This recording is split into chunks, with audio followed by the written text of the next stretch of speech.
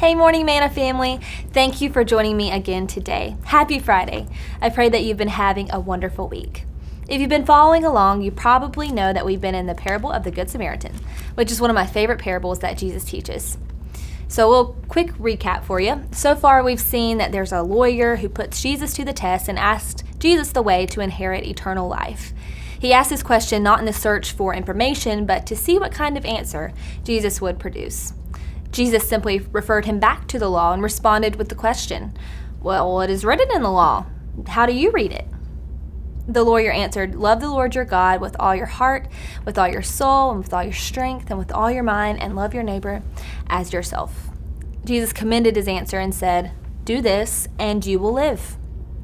Jesus talks about the man who was lying half dead on the side of the road when both a priest and a Levite walked by, neglecting to help the man in need.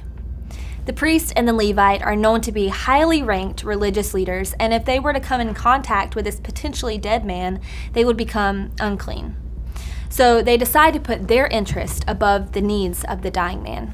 So let's continue in our reading, verse 33. But a Samaritan, as he traveled, came where the man was, and when he saw him, he took pity on him.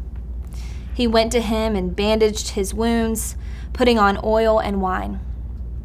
Then he put the man on his own donkey, brought him to an inn, and took care of him.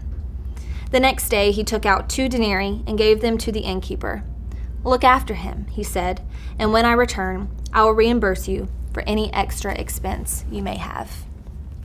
It's important to note that the audience did not expect the Samaritan to be the one who would stop and help.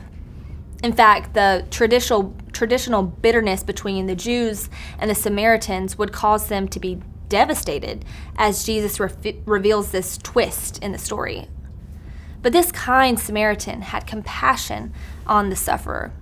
He cleaned his wounds and he helped ease the pain with the oil.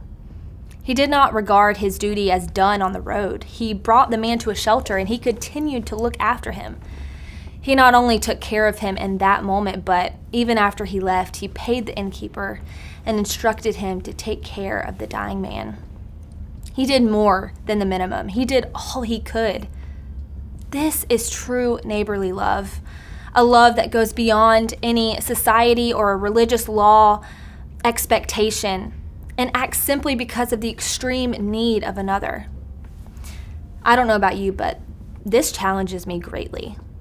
I'm sure some of you can think of someone who has gone above and beyond for you. I know I can. We are surrounded by people each and every day in need.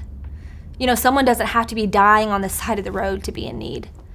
We can be tempted to just pray for those in need, and that's wonderful and that's powerful. But can I challenge you today to go above and beyond for someone, even just practically?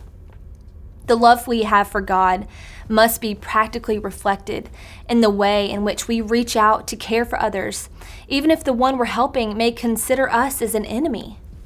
Romans 5:8 says, "Even while we were still sinners, God's enemies, Christ died for us." This story teaches us to love our enemies and to care for them, even when this involves a cost to ourselves. Jesus' cost was his life, and he calls us to love the way that he loved us. I love you, Manna family. Can't wait to see you tomorrow.